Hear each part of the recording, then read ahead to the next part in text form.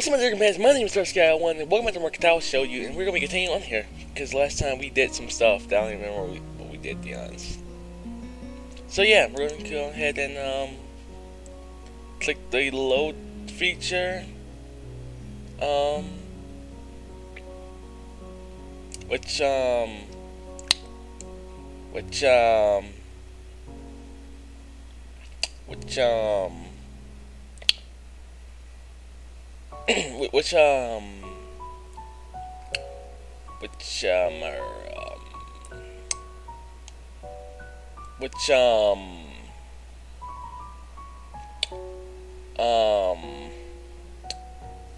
which, their save that I have the last time. I think it was this one. Yep. The warning alarm goes off, and I flail about uselessly for a while until I remember that I decided to give more runs another shot. I don't know if this was my greatest idea, but I'm determined to keep going. It's about my health after all. Shootings haven't been great lately for me, but that hasn't made existence so intolerable that I'm going to try everything I can stay healthy. Or I can to stay healthy, I don't know, I don't really care. Besides, it's all about asserting some kind of control over this thing, right? If I can manage that, well, I can manage anything. At least that's what I keep telling myself. Once again, up here, I'm not alone in my run. Emmy's apparently here for some time. It looks like she's already worked up a good sweat. When the hell does she come down here anyway? Like 7 a.m. Oh, it's you! Surprised to see you again. Why is that?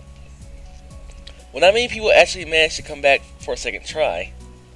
She frowned, seemingly annoyed by the passing dot. Like the rest of the track team for assistance. I don't care. Or instant. I can't read. Still, it was only supposed to be the one volunteer basis. So it's not that big of a shock. I guess it's pretty early in the morning. I shrug, and suddenly it appears she's forgotten what she was talking about. The frown disappears entirely, and she seems to snap back to her previous train of thought. So come on then. What? You didn't run, right? Well, yes. So come on. I found myself suddenly grabbed and yanked onto the track. Things to be said in mirroring yesterday's run. That is, I seem to be struggling while Emmy moves on effortlessness that I find inevitable. It's incredibly bothersome to be so easily worn out. I know I should be patient, work towards things gradually, but it's difficult to stay positive about this. We're on the track and start on our second lap. Emmy seems to have a strong and patient keeping pace with me, and begins to pull away. This is where I gave out yesterday. Well, I'll be able to do more. Let's go for it, YOLO. What am I doing here? Am I really just going to fold and let Amy pull ahead? I speed up. The second lap's done quickly without even considering this going. I keep going. Amy looks back over her shoulder at me and grins. Still going? What? Want you to think I'm out of shape? I'm so facing my dice. Amy laughs without breaking her stride no less and speeds up even more. Well, if this is the way things are... Wait, hang on, let me read this. Well, if this is the way we're going to play things... No, I didn't mean to go back. I didn't mean to go back. God dang it. Okay. I increase my own pace as well. I feel my lungs burning and my legs are starting to question just what the hell I think I'm doing. Lactic acid streams in my muscles, but I close my ears. I can't myself fall behind because that would be a loss. The Russian voice in my head inquires mildly, just when we start playing a game. I answer, but I'm having a lot of trouble thinking at the present. She's so fast. How does she teach? And I'm finna die now. It's like a stream's pulling at my chest, a choking feeling of the narrowness and pain. Before I can think of anything else, oh shit, the track disappears from under my feet. I stumble one hand shooting down to clutch at my chest, the other hitting the track to keep me from falling on my face. Amy whirls around Her eyes are widened. Hisao! She yells at me and sprinting from the other side of the track. What's wrong? Nothing. It's just heart problems. Keep breathing. Keep your breathing steady. Calm down. Don't panic. I'm going to die here. Don't panic. Need me to get a nurse? I close my eyes, shutting out the outside world. I'm going to die here. That's why I give for trying to yellow it. My heart struggles to regain its rhythm. Slowly, the pain in my chest begins to subside. Soon it's going like nothing happened. It was nothing? No, something happened there.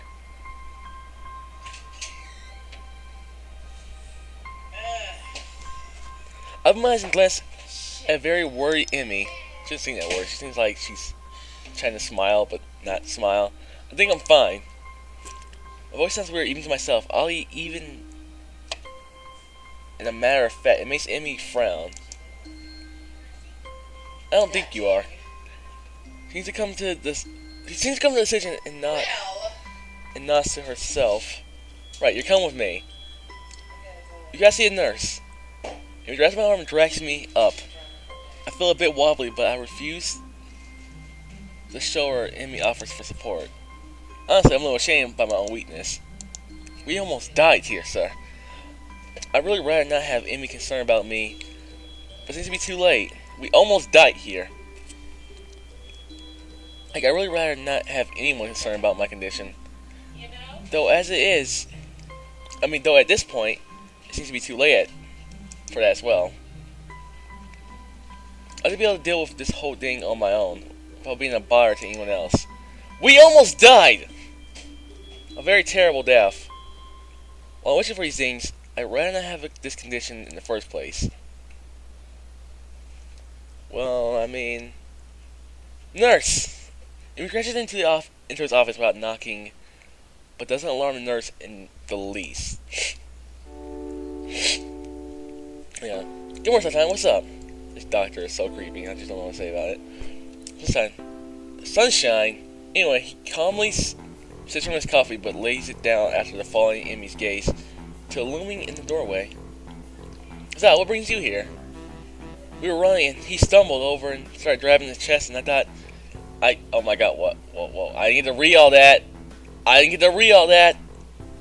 I come get you and make him wait there, but he said he was okay, but then I thought you should see him anyway, and... Easy there. Emmy, calm down. So what happened? I don't know, we were running and my chest started hurting like that time before, but it went after a few seconds. It was just a flutter or something.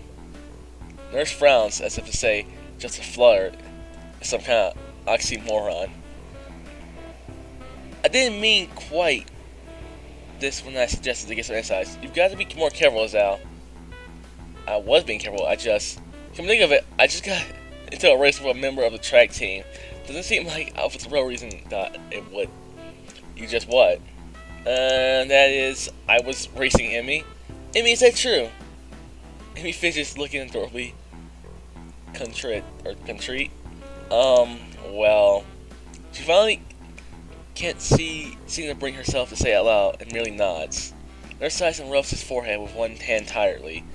Emmy, you gotta be more sensitive to the limits of others. I don't know if he told you, but Zao has a bad heart, and getting him to race you was terribly irresponsible. Actually, I started it. Nurse is stunned by my statement. You what? We were just running, and Emmy started to pull away, so I sped up to catch her. Nurse stares at the ceiling, mutters a prayer for patience to some god or another, and looks back down at both of us. You're both stupid.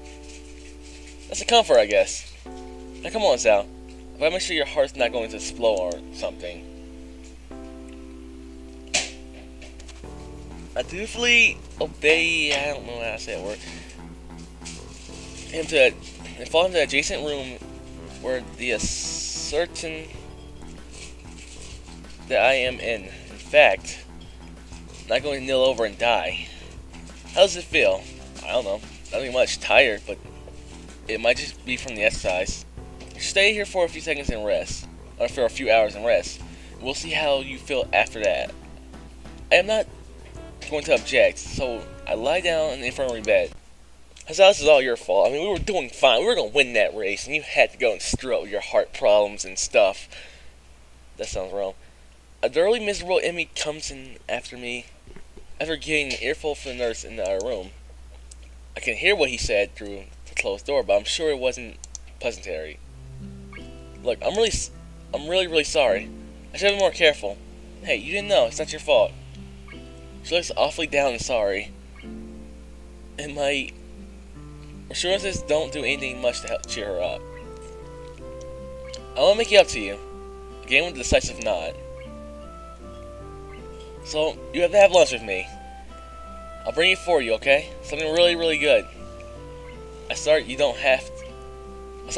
have to, but then shut up and just nod at her when I see her face.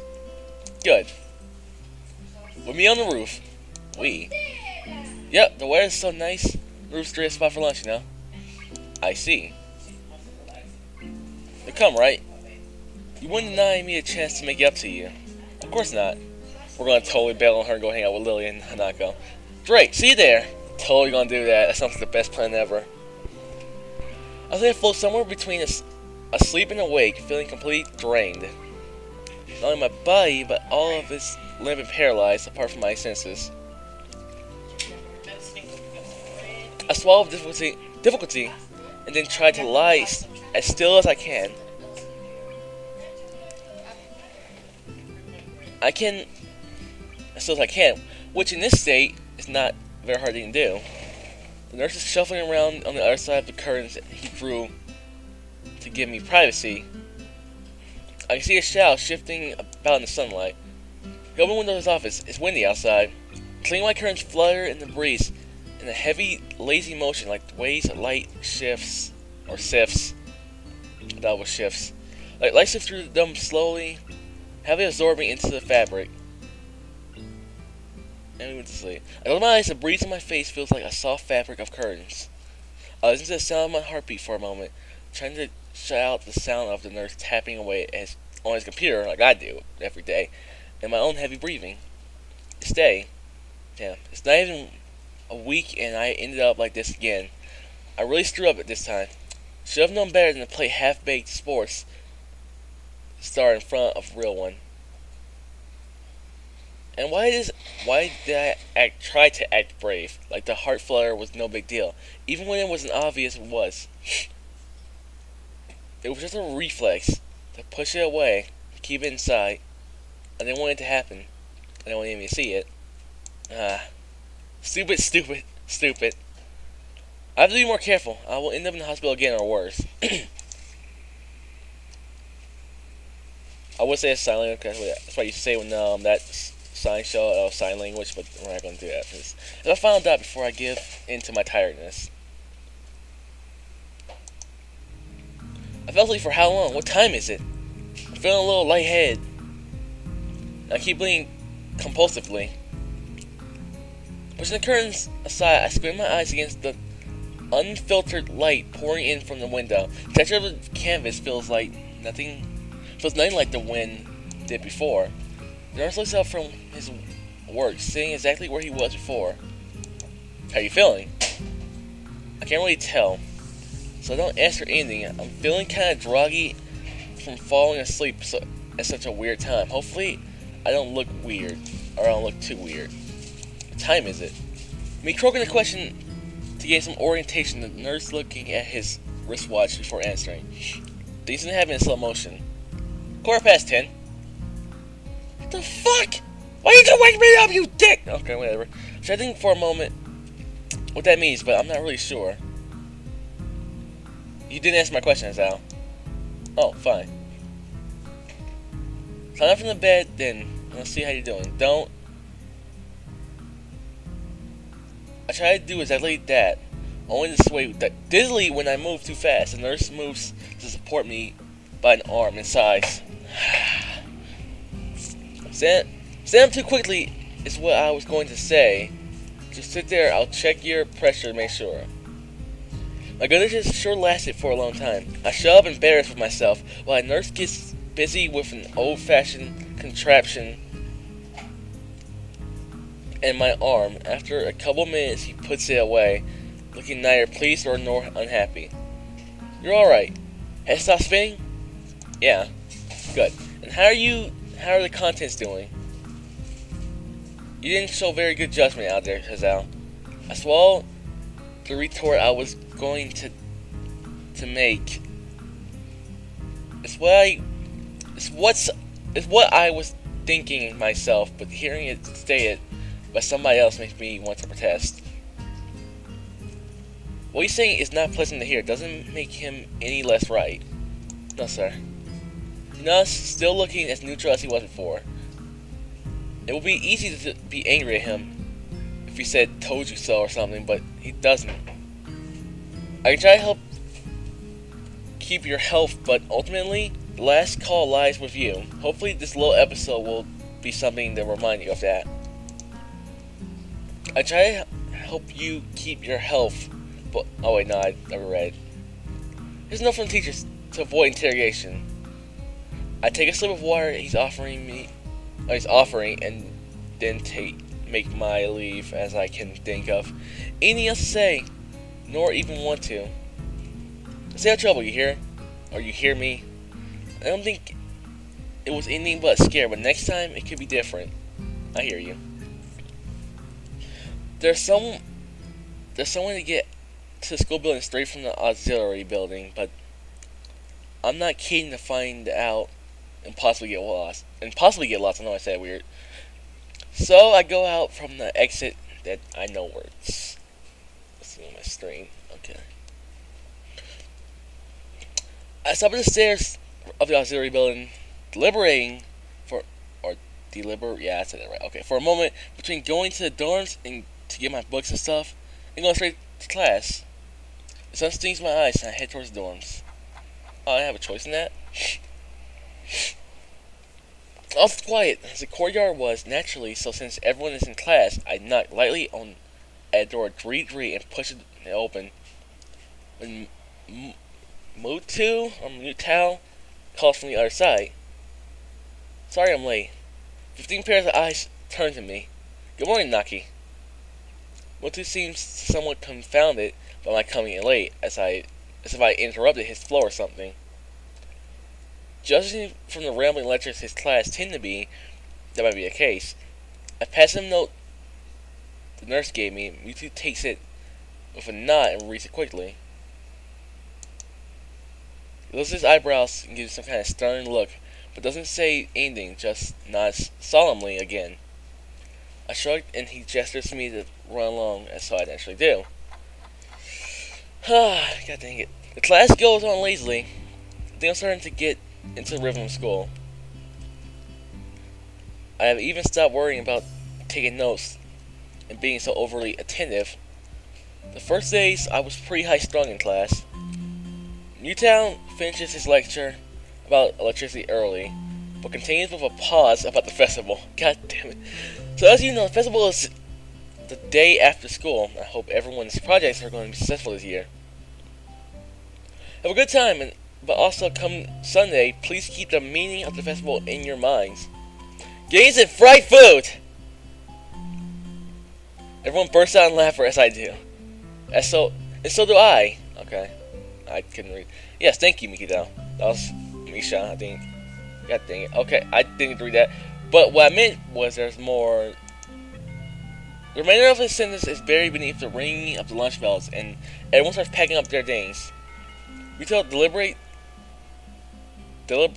I don't know. I hope I'm saying that right. For a moment, but since almost no one seems to pay attention anymore, he just gives up and sits down. Oh my god, what the fuck? It's Charlie in the hallway. As Charlie as hallways in the school probably get, most students seem to be heading down for the cafeteria. Normally, I join the flow and grab my lunch. Trying to breathe in the mic. I had to yawn. Normally, I join the flow and grab lunch myself, but today's different. They have invited to lunch on the roof. On all occasions, but that's where I was told to go. Fortunately, I managed to find a shelter from the storm in the lee of the classroom door. Eventually, the torrent subsides, and I step tentatively into the hallway, only to be... Hey, Sal, great timing! I have a super extra lunch today, so... As promised, let's go upstairs. The stairway to the roof is a little... dilapidated? I hope I say that right. But it's clearly been used recently. Inside the stairs is a door, complete with a missing padlock. I wonder who the interpreted individual who removed the lock. It wasn't me. Amy shoved the door open instead of beaming into the sunlight.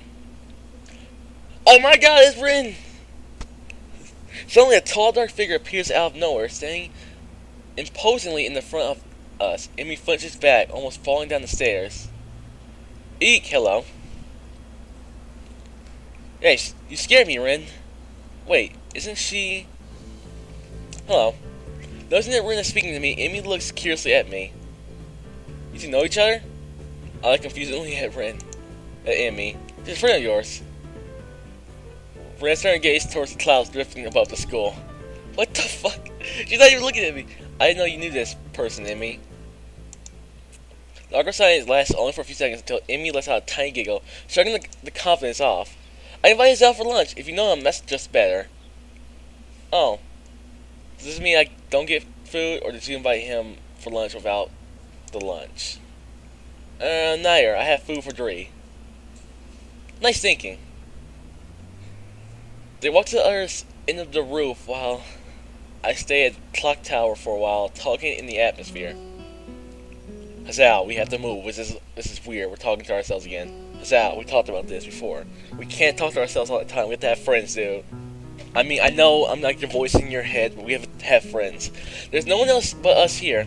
I guess the roof is not as popular as it is in the other schools. A few rundown benches and tables are scattered around the edges, perhaps in an attempt to make the rooftop less desolate. Small pebbles covering the roof rattle beneath our feet. I peek through what the fuck did I have on my desktop. Interesting. Okay. Peek through the chain link in the fence to take a look at the school grounds and beyond. Students are strolling in pairs, in groups, around the quadrangle and at the cafeteria. I'm sorry, I don't know how to say that word. A few delivery trucks are driving past the school towards the convenience store nearby. Somewhere, a watchdog barks at the passerby. Somehow, when I look towards the town center, the small town feel strikes me very strongly, almost palpably. The hectic lifestyle of this big metropolis seems so far away and foreign here. Nobody has to run and catch a bus like their life depended on it, or get their senses overloaded by neon lights and traffic jams. I feel surprisingly optimistic about this new life of mine. Look at my new hometown, even if it's going to be mine for only a short year. Finding out about my illness and having to move away from my house all came so suddenly, I haven't had time to think about how I feel about it. When I stepped out of the shadow of the clock tower to the open, I felt warmth touching my back. The sun shines from a perfectly clear cerulean sky. A cold breeze sweeping over the rooftop makes me shiver, but only briefly. The wind carries the scent of the trees and flowers, not smog and car exhaust like it used to just a few weeks ago. Amy settles on the bench with Ren and Tao and produces, yeah, I think I said that right. I'm gonna try to say it differently. One big and two small lunch boxes from her bag. What's that? What are you waiting for? She's begging me to join them, making room on the already small bench. You guys got really fucking close. I don't like that. You guys got really fucking close. What the hell, guys? I see myself on the corner of the bench and take as little space as possible. It's pretty cramped, but somehow, some way, all 3 of us fit on it. Impressive view. Amy suppresses a giggle and places a lunchbox in front of Ren, and hands another lunchbox to me. Here you go, lunch as promised. Homemade, no less. I'm impressed. Wow, this looks really good. Thanks, I make them myself when I can. Conversation dies off as I set the business of feeding myself. Take a few bites and glance at nose Ren's opening her lunchbox and popping a fork full of food into her mouth using only her feet. Even though I've seen it before, I can't help but be impressed at her dexterity. It also reminds me of the sort of place I am right now. Will I ever get used to sights such as this? I can't decide if getting used to such a thing would be a good thing or a bad thing either. Does getting used to this place mean that I have given up being a normal person? Or does it just mean that I'm becoming more understanding of how things are around me? I'm distracted from dots by the sight of Emmy tearing into her lunch as if it had insulted her ancestors. You motherfucker! You seem pretty hungry. Emmy looks up and mouth half full and swallows before nodding. Run always works up an appetite, which is great because when I did not burn through lunch pretty quickly. Helps me keep my girlish figure. One of you very nearly choke on my lunch, trying not to laugh. It's a figure of speech. Does your figure have to run in the mornings too? Do you always talk like this? Talk like what? Like what? I didn't answer my question. Never mind. So, started to think of small talk. And so, on a very obvious question, I do this all the time. I don't know what to talk about people. People don't talk about things that I like. What the fuck was that on my string? People don't talk about stuff I like to talk about, so I just don't know what to say to people. I ask them how their day was, and that's just in our conversation. Not a very good people person. I mean, that's just me. How'd you do me? Ren seems content to let Amy answer this question. Tell me how some part that we complement each other well, so we are assigned rooms next to one another. Complement each other? Like shoes and a suit. Huh? Amy giggles at my confusion. Put it together, we got all our limbs, get it? Ah, you're so stupid as now. So I started helping Ren get ready in the mornings, and that was that. I mean, you can't help someone get dressed every morning and not get along. I see. Ren chooses this moment to interject. I have trouble with shirts. That's right, that seems fairly obvious. Really? Well, kind of. I mean, you don't have arms, I'm sorry. This isn't helping, but at least Emmy seems to find the whole thing funny. That, combined with the fact that Ren is genuinely curious, makes me feel slightly better and get confused. I mean, you've got no arms, so putting on shirts seems like it'd be one of those things that would be difficult. You know what? I'm just gonna stop talking now. It'll save me a lot of trouble in the long run. Yeah, just shut the fuck up. Ren nods at what I suspect might be a sage manner. I see. God damn it, you fucked up, Hisao. You pissed her off. I actually liked Ren, and you fucked it up. The conversation dies as I turn my attention back to my lunch. It's really quite good. Amy finishes her lunch first and makes a contented noise. Ah, that was good. As she busies herself with cleaning up her lunch, Ren speaks up. I'm thirsty.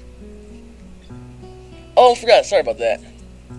Before her, she reaches in her bag and removes a trio of juice boxes. She tosses me one that appears to be cranberry juice, one to Ren that appears to be some kind of strawberry milk, and complete with its own pink color scheme. Yay!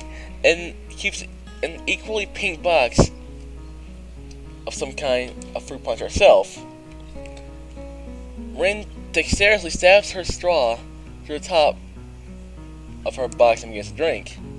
I'm once again impressed how flexible she is. Why did he say that?